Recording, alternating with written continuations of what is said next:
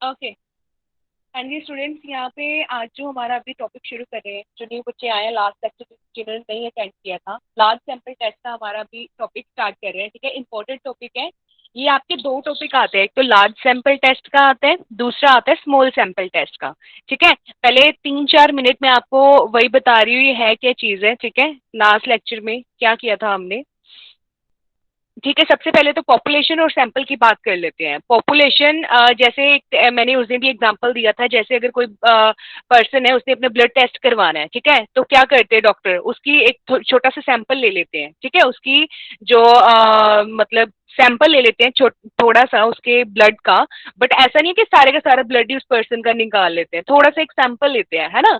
तो उसी से क्या करते हैं, वो सारा उसको टेस्ट करते हैं, जो भी शुगर लेवल जो भी है सारा उस पर्सन का क्या है, उसी को देख के, वो सैंपल को देख के बता देते हैं कि उसका पूरे ब्लड का यही बिहेवियर है, मतलब वही उसका शुगर लेवल क्या है पर्सन का, है ना, सब कुछ बता देते हैं। उसी तरीके से यहाँ पे ये जो हमारा पॉपुलेशन और सैंपल की बात है, अगर आप एग्जाम्पल ले लो कि अगर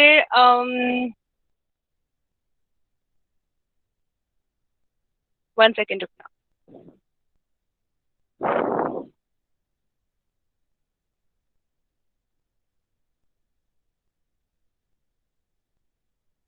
ठीक है जी।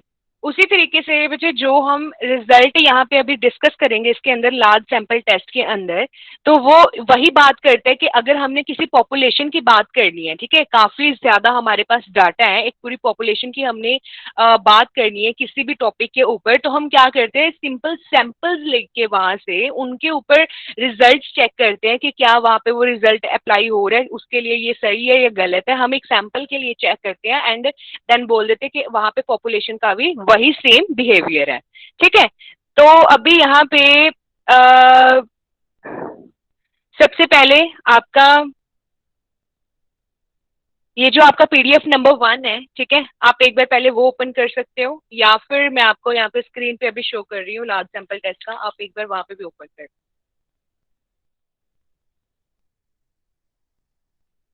ठीक है,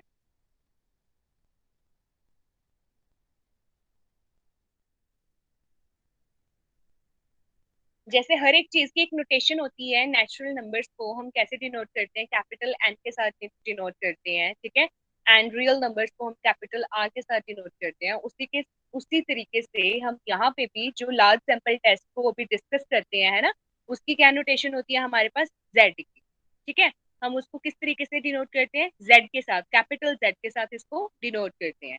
तो यहाँ पे जो इसका सबसे पहली चीज है, यहाँ पे देखो, सबसे पहली लाइन ही, in this chapter we shall discuss the test of significance for large sample for N is greater than is equals to 30। यहाँ पे अभी देखो कि लार्ज सैंपल टेस्ट हमारा कब कब अप्लाई होता है जब हमारी एन की वैल्यू क्या हो, या तो इक्वल टू 30 हो या फिर 30 से ज्यादा हो।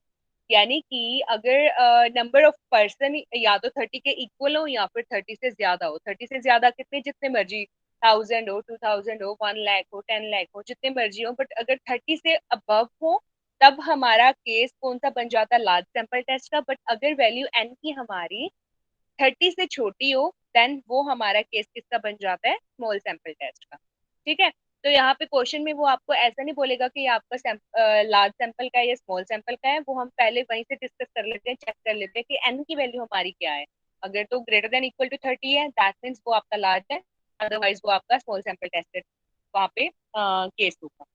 सबसे पहले यहाँ पे हमें ये फॉर्मूला ध्यान में रखना पड़ता है, हमने ये लास्ट लेक्चर में सारा डिस्कस किया था। यहाँ पे देखो 13.1 पे नीचे लिखा हुआ है इस सारा पैराग्राफ के बाद, if the random variable X, if the random variable X साथ में लिखा हुआ है N into D, N into D का मतलब है नॉर्मल डिस्ट्रीब्यूशन। ठीक है, normal distribution, then Z is equal to, इसका फॉर्मूला हमारे पास क्या है, capital X minus mu divided by sigma. ये जो ऐसा थोड़ा सिक्स की तरीके से लिखा हुआ है, ये आपकी होता है, इसको बोलते हो आप सिग्मा, SIGMA। ठीक है, आगे हमारा यहाँ पे ये जो फॉर्मूला सबसे पहले यूज होगा नॉर्मल डिस्ट्रीब्यूशन फाइंड करने के लिए, तो हम यही वाला फॉर्मूला अप्लाई करते हैं, एक्स माइनस म्यू, ये जो यू लिखा हुआ है इसको बोलते हो म्यू, ठीक है, डिवाइडेड बाय सिग्मा। और इसको क्या लिख सकते हो, ये जो आपका म्यू है इसको आप एक्सपेक्टेशन ऑफ एक्स भी लिख सकते हो। जैसे कि हम पीछे दो चैप्टर करके आए थे, एक तो रैंडम वेरिएबल वाला और दूसरा किया था हमने एक्सपेक्टेशन ऑफ रैंडम वेरिएबल, है ना। तो यहाँ पे ये जो म्यू है ये किसको दिखाता है, यहाँ पे एक्सपेक्टेशन ऑफ एक्स। यहाँ पे ये जो एक्स हमारा क्या होता है, जैसे किसी भी चीज को हम अगर डिस्कस करते हैं, अब अगर मुझे आपकी क्लास पे अभी एंटर करना है, तो अगर आपकी क्लास की पहचान क्या है, आप कौन सी क्लास के हो, डबल ई क्लास के हो, है ना, फोर्थ सेमेस्टर के बच्चे हो, तो या एक वो आपकी आइडेंटिटी है आपकी क्लास की। उसी तरीके से जब हम किसी भी वेरिएबल के ऊपर बात करते हैं तो पहले सबसे पहले उसको एक नाम देते हैं, हर एक पर्सन का जैसे अलग अलग नाम होता है ना। उसी तरीके से रैंडम वेरिएबल को हम एक नोटेशन देके चलते हैं, कैपिटल एक्स, कैपिटल वाई, ये कैपिटल जेड। यहाँ पे ये जो एक्स क्या है हमारा, रैंडम वेरिएबल, एंड उसी के साथ ई ऑफ एक्स का मतलब क्या है, एक्सपेक्टेशन ऑफ एक्स, यानी कि उस रैंडम वेरिएबल का एक्सपेक्टेशन जो निकालते हैं, एक्सपेक्टेड वैल्यू जो निकालते हैं। ठीक है, ये सारा हम पीछे वो जो चैप्टर किया था उनके अंदर डिस्कस करके आए थे। इस चैप्टर के अंदर भी क्वेश्चन जैसे जैसे आते जाएंगे आपको साथ के साथ और क्लियर होता जाएगा। एक और जो ध्यान देने वाली बात है, लार्ज सैंपल टेस्ट को आप यहाँ पे देख लो बच्चे, लार्ज सैंपल टेस्ट को हम और क्या बोल सकते हैं, इसके दो और नाम है, जेड टेस्ट या फिर normal test. The large sample test are also known as Z test और नॉर्मल टेस्ट। ठीक है, ये दो चीजें और ध्यान में रखनी है, इसको जेड टेस्ट भी बोला जाता है, नॉर्मल टेस्ट भी बोला जाता है।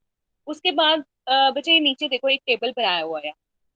जब हम इनके क्वेश्चंस करेंगे ना आगे इस चैप्टर के अंदर सारे क्वेश्चंस हम डिस्कस करेंगे, वहां पे ये टेबल जो है हर एक क्वेश्चन में ये यूज होता है। यहाँ पे सबसे पहली बात तो टेल ऑफ टेस्ट यहाँ पे टू पार्ट के अंदर डिवाइड किया गया है। पहले है टू टेल टेस्ट, सेकंड है आपका वन टेल टेस्ट। ठीक है, अभी हम बात करते हैं ये वन टेल टेस्ट और टू टेल टेस्ट है क्या है। ठीक है, एंड उसके बाद यहाँ पे लेवल ऑफ सिग्निफिकेंस पे दो वैल्यूज दे रखी है, alpha is equal to 1% and alpha is equal to 5%।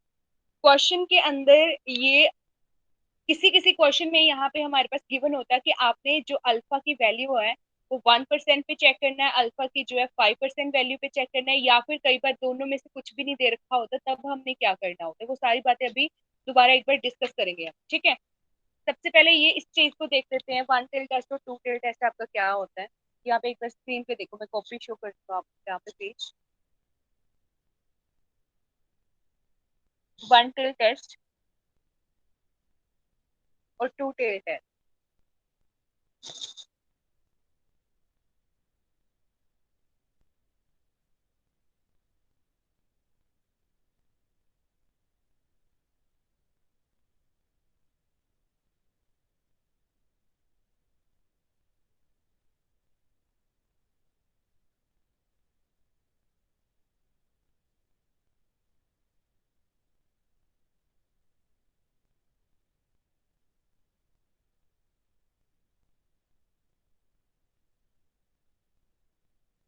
Okay जी, ओके बेटा, जैसे जो रैंडम वेरिएबल वाला हमने चैप्टर किया था वहां पे हम रैंडम वेरिएबल को एक पर्टिकुलर नाम देके चलते थे, ऐसे इस तरीके से कैपिटल एक्स करके। अभी उसी तरीके से ना इस वाले चैप्टर के अंदर जब लार्ज सैंपल टेस्ट की बात होती है वहां पे हमें जो भी कंडीशन वो चेक करने के लिए देता है कि आप इस कंडीशन को चेक करके दे दो, एक पर्टिकुलर कंडीशन को चेक करके दे दो कि क्या ये उस क्वेश्चन पे मतलब सही जा रही है या नहीं जा रही, क्या वो क्वेश्चन आगे मतलब जा सकता है या नहीं जा सकता। तो सबसे पहले जैसे यहाँ पे एक्स एक हम मान के चलते थे, किसी एक रैंडम वेरिएबल को नाम दे देते थे, उसी तरीके से इस चैप्टर के अंदर यहाँ पे ना एच नोट की बात होती है, जिसको बोलते हो आप लोग नल हाइपोथेसिस। नल हाइपोथेसिस, ठीक है। उसी तरीके से लार्ज सैंपल टेस्ट के अंदर जो भी हमारे पास कंडीशन चेक करने के लिए दी जाती है हम उसको एक नाम देके चलते हैं एच नोट करके। ठीक है, जो भी वो क्वेश्चन हमें पर्टिकुलर दे देता है कि चेक करके बताओ कि ये कंडीशन क्या वहां पे सेटिस्फाई हो रही है या नहीं हो रही, लार्ज सैंपल टेस्ट के केस के अंदर हम उस चीज को क्या नाम देके चलते हैं, एच नोट, जिसको हम क्या नाम देते हैं, नल हाइपोथेसिस। और एक यहाँ पे यूज होता है एच वन करके, जिसको आप बोलते हो अल्टरनेटिव हाइपोथेसिस। सबसे पहले तो ये दो चीजें ध्यान में रख लो। ठीक है, एच नोट और एच वन की यहाँ पे बात होती है। एच नोट क्या होता है, जो भी क्वेश्चन में वो कंडीशन चेक करने के लिए देते हैं हमें कि ये चेक करो कंडीशन क्या ये सही है या गलत है, उसको हम नाम दे देते हैं एक एच नोट करके। ठीक है, नल हाइपोथेसिस। एंड दूसरे एक तो यूज होता है हमारा एच वन, जिसको हम बोलते हैं अल्टरनेटिव हाइपोथेसिस। अब एच नोट के लिए चेक करने के लिए हमारा ये जो अभी टेबल मैंने बताया था ना, इसकी हमें हमें जरूरत पड़ती है। ये जो हमारा टेबल है इसकी हमें जरूरत पड़ती है, क्योंकि यहाँ पे कुछ वैल्यूज है 2.58, टू टेल टेस्ट जब 1% के लिए होगा तो 2.58, टू टेल टेस्ट जब 5% के लिए होगा तो 1.96, वन टेल टेस्ट जब 1% के लिए होगा तो 2.33, वन टेल टेस्ट जब 5% के लिए होगा तो वहां पे हमारा कितना है 1.645। ठीक है, तो अभी देखो वन टेल टेस्ट और टू टेल टेस्ट की बात करते हैं। एच नोट या एच नोट जो हम मान के चलते हैं कंडीशन, एच नोट क्या होती है, जो भी हमारे पास वो कंडीशन चेक करने के लिए बोलता है। इसके दो ही आंसर हो सकते हैं कंडीशन, या तो जो हम उसने चेक करने के लिए बोली है या तो वो सही होगी, या तो हम उसको एक्सेप्ट कर लेंगे, या हम उसको क्या कर देंगे, रिजेक्ट कर देंगे। दो ही चीजें हो सकती हैं। इनके अंदर हमारे पास यही कंडीशन ही चेक करनी होती है कि चेक करके बताओ क्या ये चीज सही है या चीज गलत है। ठीक है, अभी हम क्या बोल देते हैं उन चीजों को, कोई जो कंडीशन है उसको हमने नाम दिया एच नोट। अब एच नोट के लिए दो ही कंडीशन हो सकती है कि या तो एच नोट को हम एक्सेप्ट कर सकते हैं या फिर एच नोट को हम रिजेक्ट कर सकते हैं। इसके अलावा तो और कोई चीज हो ही नहीं सकती है ना। तो यहाँ पे अभी देखो टू टेल टेस्ट के लिए पहले देखते हैं, लिखा है a test of significance whose area of rejection is on the one side, यहाँ पे उल्टी राइट एंड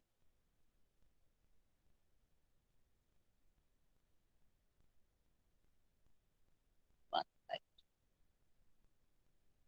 यहाँ पे देखो एक डायग्राम बनाया मैंने। टू टेल टेस्ट में क्या है, a test of the significance whose area of the rejection is on both side. यानी कि एक हमारे पास मैंने यहाँ पे डायग्राम बनाया, ठीक है। अगर जो एक्सेप्ट और रिजेक्ट वाली बात होती है कंडीशन की, अगर वो क्वेश्चन के जो भी हमारी वहां पे कंडीशन गिवन दे रखी होती है, अगर वो बोथ साइड्स होती है, यानी कि लेफ्ट साइड पे भी हमारी हो और राइट साइड पे भी हो, दोनों साइड पे वो कंडीशन हमारी रिजेक्ट हो जाती है। वो कैसे होती है अभी आगे डिस्कस करेंगे। अगर दोनों साइड पे वो रिजेक्ट होती है कोई कंडीशन टू टेल टेस्ट के लिए, यानी कि लेफ्ट साइड के लिए भी रिजेक्ट हो जाए और राइट साइड के लिए भी रिजेक्ट हो जाए, देन हम उस चीज को बोल देते हैं two tail test, simple. And अगर जो हमारा क्वेश्चन गिवन है, a test of hypothesis whose area of rejection is on one side, तो वो हमारा कौन सा केस बन जाता है, वन टेल टेस्ट का। यहाँ पे इसका डायग्राम बनेगा।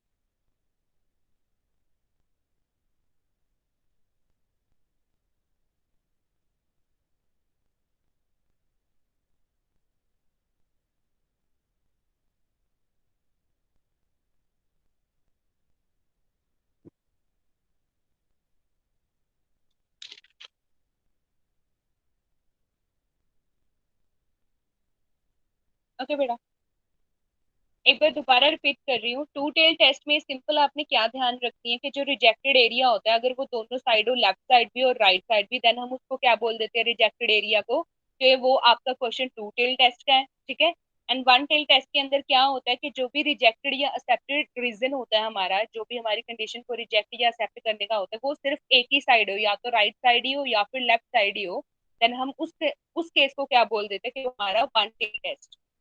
ठीक है, अभी वो देखते हैं कैसे चेक करते हैं सारी चीजें। उससे पहले एक और चीज ध्यान में ये रख लो कि हम इस पूरे चैप्टर के अंदर क्या क्या डिस्कस करेंगे। यहाँ पे बुक नंबर 398 पीडीएफ का पेज नंबर, वो फर्स्ट वाली पीडीएफ हो उसका पेज नंबर। यहाँ पे 13.2 में जेड टेस्ट और नॉर्मल टेस्ट यहाँ पे लिखा हुआ है, इसके 6 पॉइंट्स लिखे हुए हैं। ये ना इसकी 6 टाइप्स हैं, पूरे चैप्टर के अंदर हम इन्हीं के ऊपर बात करेंगे। ये जो 6 पॉइंट्स है, test of significance for the single और सिंपल मीन, सेकंड है डिफरेंस ऑफ मीन्स के लिए, थर्ड है सिंगल और सिंपल स्टैंडर्ड डेविएशन के लिए, then difference of standard deviation, then single population proportion and difference of population proportion. ये हमारे पास 6 पॉइंट्स हैं। ठीक है, अभी देखते हैं। एंड पॉइंट नंबर 1 सबसे पहले हम शुरू करते हैं यहाँ पे। पॉइंट नंबर 1 है जो सबसे पहले उसको शुरू करते हैं। यहाँ पे लिखा हुआ है 398 नंबर पेज पे, test of significance of the single और सिंपल मीन। यहाँ पे सबसे पहला पॉइंट आपका यही है ना, पहले उसी को डिस्कस कर लेते हैं।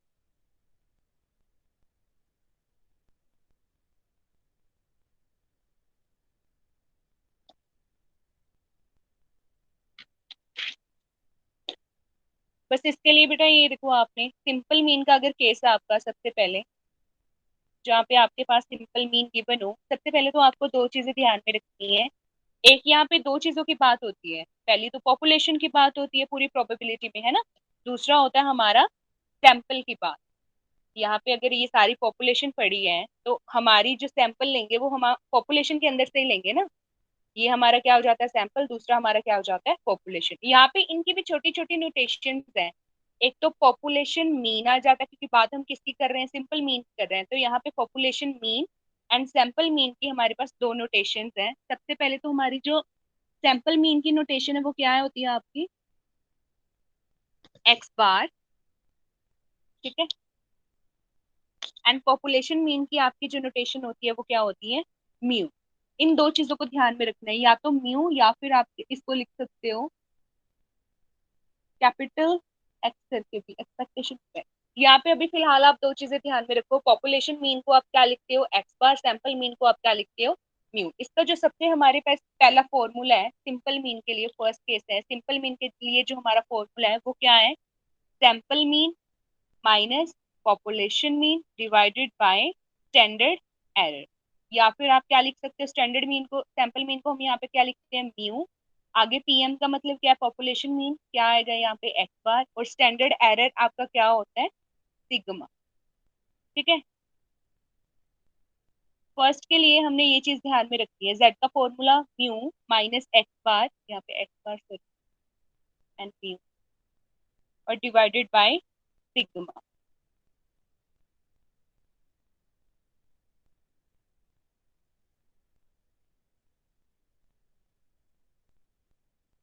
ठीक है जी, फिलहाल आपने इतनी चीज ध्यान में रखी है, उसके बाद देखते हैं क्वेश्चन।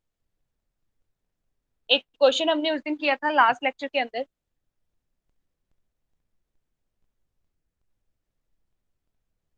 ओके।